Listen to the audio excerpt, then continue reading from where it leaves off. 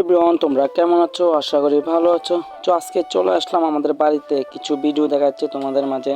তো আমাকে সবাই সাপোর্ট করবেন, আর ভিডিওটা কেমন আছে অবশ্যই কমেন্টে বলো। তো গ্রামের দৃশ্য অনেক সুন্দর। তো ভিডিওটা সবাই শেয়ার দিবেন, কমেন্ট করবেন। তো সবাই ভালো থাকেন।